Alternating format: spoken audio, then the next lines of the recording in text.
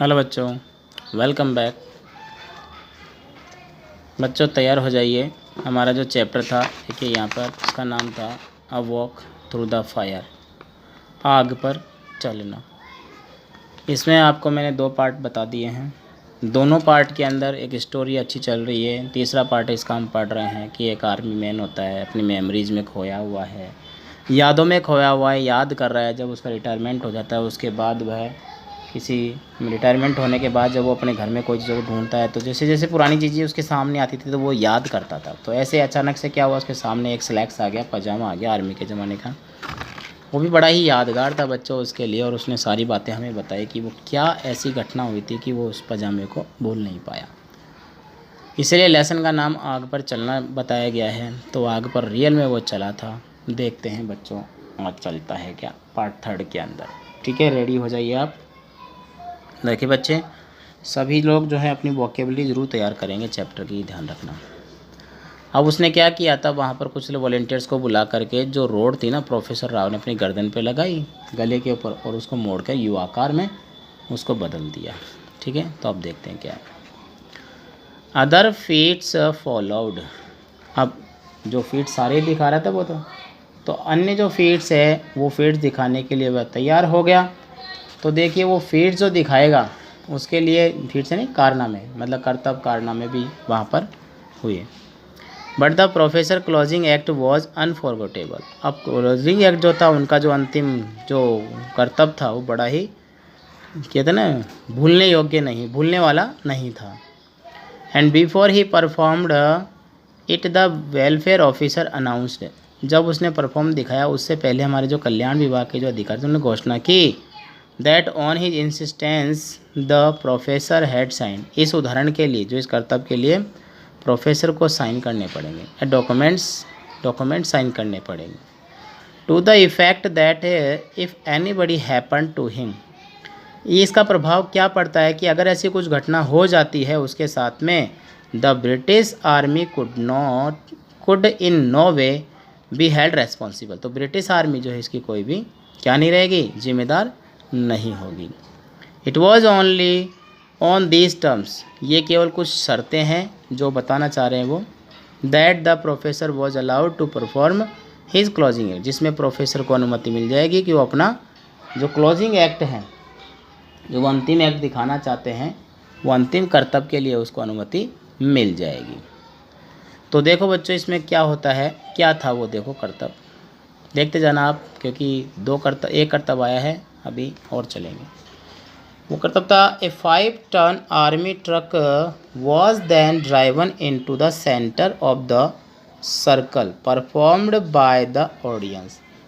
क्या हुआ कि एक 5 टन का आर्मी का ट्रक लाया गया और सभी लोगों के बीच में उसको ला करके भैया खड़ा कर दिया गया। तो सेना का ट्रक आ गया 5 टन का, समझ ना, और उनके बीच में एक राउंड बना दिया, सर्कल बना दिया।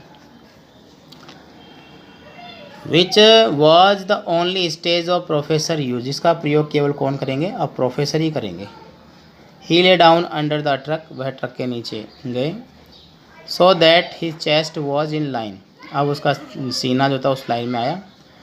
With one of the rear wheel and old railway sleeper was placed alongside his chest to form a crude ramp up which the truck could be driven। देखो क्या किया उसने, जो ट्रक जो आता था, ट्रक उसके ऊपर नीचे लेट गया वहाँ पर। अब ट्रक का जो पहिया था, रेयर कौन सा होता है, पीछे वाला पहिया जो था, वो क्या हुआ, रेलवे ट्रैक के ऊपर उसको बगल में लगा दी गई। अब उसके बगल में जो था, उसने जो प्रोफेसर राव थे वो लेट गए, और जो ट्रक था वो ताकि उनके ऊपर से आसानी से निकल सके।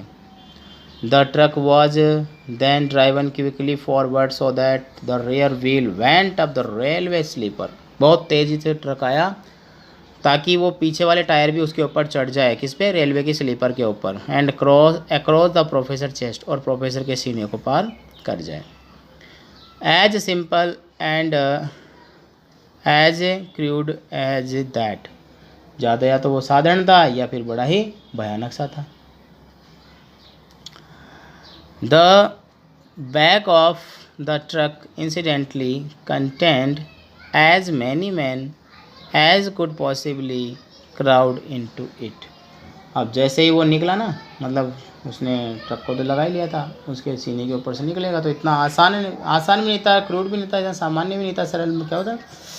तो ट्रक जैसे ही, मतलब आर्मी, ट्रक के पीछे जितने आर्मी के लोग थे ना, टुकड़ी थी एक तरह से, वो उससे ज़्यादा, उतने ज़्यादा उसमें क्या था, पॉसिबली क्राउडेड, मतलब उसमें ज़्यादा घुसे हुए थे। ठीक है। There was another Indian. अब देखो एक चीज़ और थी यहाँ पर, एक अच्छी बात बता रहा है। There was another Indian with the professor, professor के साथ एक भारतीय और था। एंड हिज ट्रुप, और उसका जो दल था, was took no part in the strong man act, उस ताकतवर आदमी के कार्यों में बिल्कुल भी शामिल नहीं थे। But spend the entire time digging a shallow trench, वह गहरी खाई खोदने में लगे हुए थे। अबाउट 10 फीट लॉन्ग, 10 फीट लंबी, एंड 2 और 3 फीट वाइड, 2 या 3 फीट चौड़ी। By the time the professor had finished his work, जब उस समय तक प्रोफेसर ने अपना काम पूरा किया। This trench had been filled with red hot coal, उसमें जलते हुए कोयले जो थे उसमें भर दिए। फ्रॉम द कुक हाउस से लाकर, रसोई घर से ला करके। देयर वॉज नो फनी, ये कोई मजाक नहीं था, फनी बिजली यानी मजाक का काम नहीं था। But about this fire trench either we gathered around it, जबकि हम सभी लोग उसके चारों तरफ थे। And the heat from it was intense, बहुत ज़्यादा उसकी ताप जो था वो हमें चुभ रहा था। दिस इंडियन, यह भारतीय, रेदर एन एडरली जेंटलमैन, एक बड़ा सा बूढ़ा सा आदमी था। Then stood at the end of the trench, trench के बिल्कुल खाई के बिल्कुल किनारे पे खड़ा था। Splashed water from the nearby bucket, पास ही की बाल्टी से उन्हें पानी छिड़का। और हिज बेयर हिट फीट, अपने पैरों के ऊपर। And then proceeded to walk over red hot coal, और उन जलते हुए कोयलों पे चलना शुरू कर दिया। Along the whole length of the trench, पूरी की पूरी ट्रेंच खाई पार करनी। It was an incredible spectacle, ये बड़ा ही अजीब व गरीब दृश्य था। वी कुड सी, हम देख सकते थे, low flames from the red hot coal licking around his bare, उसके हेयर फीट, उसके नंगे पैरों के चारों तरफ जो थी आग की लपटें बहुत सारी थी। As he slowly walked to the end of the trench, और धीरे धीरे चल के वह खाई के अंत में आया। वैन ही रीच इट, वह जब दोबारा पहुंचा, एज इफ नॉट सेटिस्फाइड, जैसे संतुष्टि नहीं हुआ था वो, ऐसा लगा। ही टर्न अराउंड, वह मुड़ा, and walk through back the same, और वापस उसी आग पर वो चलने लग गया। देखो कितना भयानक आदमी था ना, आग पर चल रहा था। He then squatted down on the ground, फिर वो पलाती मार के ज़मीन पर बैठ गया। गेस्चर टू हिज फीस्ट, और अपने पैरों की ओर देखने लगा। इन्वाइटेड अस, हमें बुलाया। ऑल टू इंस्पेक्ट द, हम सब में बुलाया कि और देखो देखे पैर चले हैं क्या। वी डिड, हम गए। And there was not so much as a blister, एक फपोला भी नहीं था उसके, ब्लिस्टर नहीं फपोला। Anywhere to be seen, कोई देखने को नहीं मिला। I had pushed forward through a crowd to get a closer, तब मैंने किसे देखा कि कुछ ऐसा धक्का सा लगा, मतलब कुछ ऐसा जैसे कुछ ठूंसा गया हो। Look at the amazing characters feet, उसके जो मैं पैरों को देख रहा था उस समय। As I knelt down beside him, जब मैं उसके बगल में बैठा, I felt something thrust into my hand, मेरे हाथ में कुछ थमा दिया गया। इट वॉज ए हैंकरचीफ, वो रुमाल ही थी। And it was then that I recognize him, और उस पल जो मैं उस आदमी को पहचान किया कि वो आदमी कौन था, मतलब उसको मालूम चल गया। ठीक है ना। अब उसके बाद क्या होता है देखिए। He had looked at me once, उसने मेरी तरफ एक बार देखा, ब्रीफली, थोड़ी देर के लिए। As he passed the handkerchief to me, जैसे जब उसने मेरी तरफ वो रुमाल की थी। But when I went to speak to him, जब मैं उससे बोलने गया, he looked away again, so I kept my mouth shut. वह क्या हुआ, वो क्या कहता है कि मैंने क्या किया, अपना मुंह बंद रखा। ठीक है ना। If he wanted to pretend, अगर वो बहाना बनाता that he did not understand English, की उसको अंग्रेजी नहीं आती, then that was the right by, तो मेरे लिए ठीक होता। Obviously it amused him to listen to the comment of the admiring crowded gathered around him, उसके चारों तरफ जो भीड़ लगी हुई थी वो क्या कर रही थी, मतलब एक वो कमेंट्स कर रही थी उसके ऊपर, बड़ा ही अम्यूजिंग लग रहा था, आश्चर्यजनक था उनके लिए, बड़ी प्रशंसनीय था, एक मनोरंजन के रूप में उनके लिए था। The professor had by now recovered from his encounter with the 5 ton truck. अब उधर वाला जो था वो भी एनकाउंटर कर चुके थे, अपना जो काम जो था ना, जो कर्तव्य दिखा रहे थे उधर, वो 5 टन ट्रक वाला उधर भी कर चुके थे। And he came over to say in halting English. फिर वो क्या हुआ, आकर के बोलना ही स्टार्ट कर दिए। मतलब कैसे बोलने लगे वो चीज़ देखो। होल्टिंग इंग्लिश जो होती है, बोलने लगे उसके अंदर टूटी फूटी अंग्रेजी, रुक रुक करके अंग्रेजी में बोलना स्टार्ट कर दिए। That the fire walker would take a volunteer with him across the fire trench. कि हमारा फायर वॉकर जो ये चाहता है कि किसी व्यक्ति को, तुम में से कि स्वयंसेवक को जो है, इच्छा जो आए उसको आग पर चलाना चाहता है। This of course produced a big laugh. सभी जोर जोर से हंसने, ऐसे लगा मजाक कर रहा है तो। But I did not join in, मैं नहीं हंसा। I knew then that I was going across the fire trench. कि मैं जानता मुझे ही आग पर चलना पड़ेगा। Along the very thought of it made me go ice cold with fear. क्या सोच रहा है अपने आप में, वो ये सोच रहा है कि अब मुझे बिना डर के जो है ऐसा करना पड़ेगा जैसे कि मैं बर्फ़ पे चल रहा हूँ। अब ऐसा ही काम मुझे करना पड़ेगा कि अपने विचारों में मेरे डर के कारण वो खोल रहा है अपने आप में, जो है ना, thought of the mad me goes with fair. डर के साथ ये सोच रहा है कि अब मुझे बर्फ़ पे चलना पड़ेगा। अब क्या होता है आगे बच्चों, जिसको हम देखिए आगे देखेंगे नेक्स्ट क्लास के अंदर ही। यहाँ तक का क्लियर है आपके लिए। ये छोटा सा और बनेगा 10 या 15 मिनट का, वैसे इसमें भी हो सकता है, लेकिन फिर मैं उसमें कुछ समझाऊंगा क्वेश्चन आपको। ठीक है, मिलते हैं नेक्स्ट क्लास में। पूरा कर दे क्या? चलो ठीक है, आप कहते हैं तो पूरा करते हैं। देखिए आगे। I walked over the fire walker. अब मैं उस फायर वॉकर के पास गया and stood in front of him. उसके पास खड़ा हो गया। He placed his hand upon my shoulder. वह मेरे कंधों पर हाथ रखा एंड सेड, बोला वेरी क्वाइटली, बहुत धीरे से, so that none but myself could hear. कोई नहीं, केवल मैं ही सुन सकता था। When you put aside your boot. जब तुम अपने जूतों को साइड में खोलो साहेब, put aside your fear the fire will not harm you. तो अपने डर को भी साइड में रख देना, आग तुम्हारा नुकसान नहीं पहुंचाएगी। I set down on the ground. मैं ज़मीन पर बैठ गया। And took off my guitar. जो अपने गेटर्स जो होते हैं ना, बूट्स, गेटर्स, सॉक्स, वो सब चीज़ें उसने क्या किया, खोल दिया, मतलब उतार दिया उसने, और वो उसके साथ जो है चलने के लिए तैयार हो रहा है। तो देखिए यहाँ पर बात ये आती है कि उसको कैसे बोलता है। देखो लेके जाएगा। स्ट्रेंजली इनफ, सब कुछ बड़ा अजीब था। हैविंग डन दिया, करते हुए, I know longer felt afraid, मुझे थोड़ा सा भी डर नहीं लगा। ओनली इंटेंसली क्यूरियस, मैं अंदर से बड़ा जिज्ञासा भरा हुआ था, मतलब जिज्ञासा उसके अंदर हो रही थी। अब देखिए आगे क्या होता है। I walked across to the beginning of the trench. मैं चलता गया, शुरुआत में जो खाई जो थी उसमें शुरुआत की। And fire walker splashed water over my feet, उसमें मेरे पैरों पर पानी डाला गया। And also over his own, अपने खुद के पैरों पर डाला। He then spoke me to very softly told me, फिर मुझे धीरे से बोला, close my eyes and think hard of green field, कि मैं अपनी आंखें बंद कर लूँ और हरे भरे खेतों के बारे में सोचने लग जाऊँ। And the peaceful English country, किसी शांतिपूर्ण देश के बारे में। आई वॉज टू इमेजिन, में यह कल्पना करनी थी मुझे, that I was walking along the country land, में किसी देश की गलियों में घूम रहा हूँ। All the while I was to, कहाँ घूम रहा हूँ, कॉन्सेंट्रेट ऑन ग्रीन फील्ड, और अपना पूरा ध्यान हरे भरे हरियालियों में लगा रखा हूँ, खेतों में लगा रखा हूँ। He then stood in front of me, फिर वह मेरे सामने आके खड़ा हो गया। With his back toward me, और उसकी पीठ मेरी तरफ थी। And told me to place my hand, और मुझे बोला मेरे कंधे पर हाथ रखते हुए, शोल्डर, माई कंधों पर। He repeated his instruction to me, फिर अपने निर्देशों को दोहराता रहा। वंस मोर एंड देन, एक बार फिर। With eyes close and concentrating hard of green field, आँखें बंद और बिल्कुल ध्यान लगाए हुए। I felt him begin to move slowly forward, मैं धीरे धीरे जो है चल दिया उसके साथ साथ ही। I was back in England, वो कहता है कि मेरे को मैं इंग्लैंड में वापस आ गया। मतलब कोई क्या करेगा, वो अपने आप महसूस तो करेगा ना, भाई ऐसा कैसे लगेगा आग नहीं हो कि मैं वापस इंग्लैंड में आ गया। To be precise, I was walking along the rock field. अब देखो क्या सोच रहा है संक्षिप्त रूप से, रॉक फील्ड रोड जो होता है वहाँ पर वो घूम रहा है संक्षिप्त छोटे रूप से।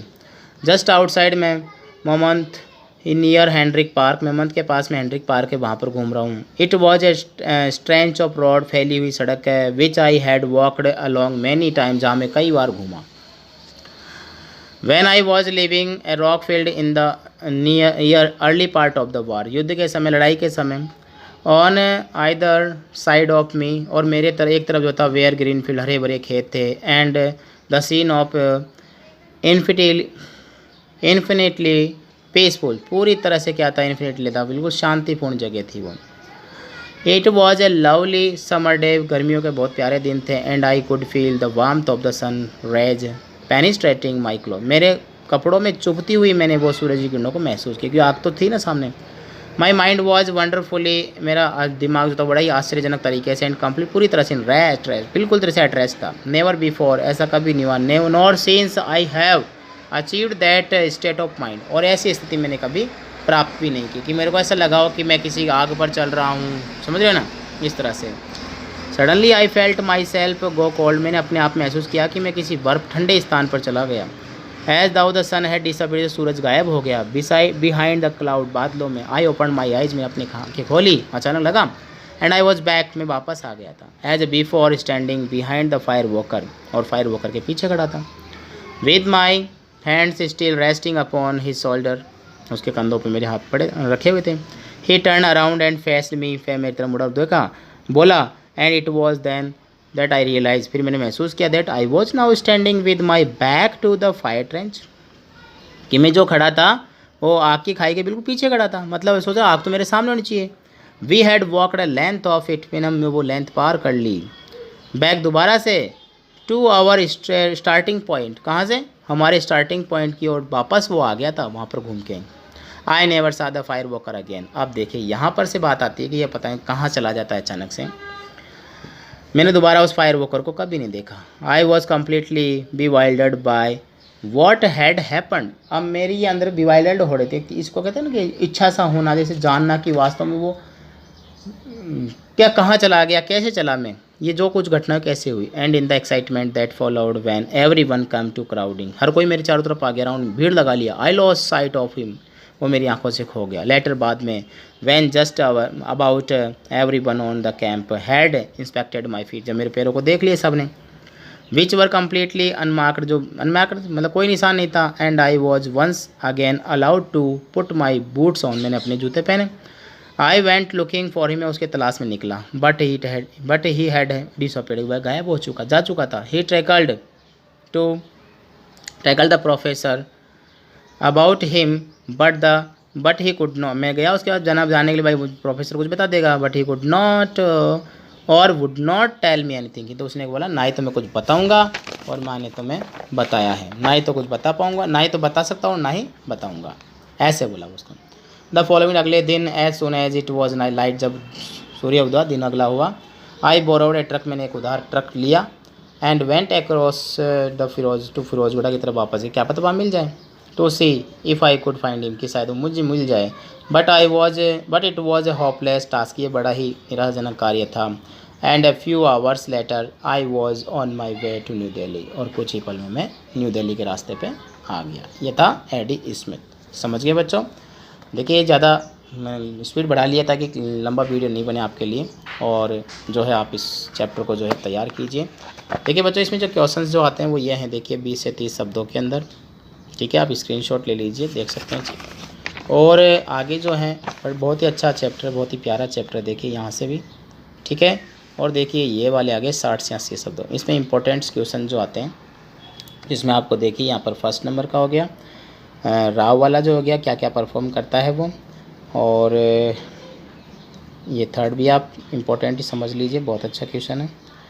और एक है लास्ट वाला, what picture of the old fire walker gradually emerge during the course of narrative, मतलब अपने आप में क्वेश्चन बताएं। ज़्यादातर तो फर्स्ट सेकंड थर्ड में ही है, और ये एक्सपीरियंस जो 7 नंबर का है और 8 नंबर का, ठीक है बच्चों। तो तैयार कीजिए आप, मिलते हैं नेक्स्ट क्लास में बहुत जल्दी, तब तक ठीक है, गुड डे, गुड बाय।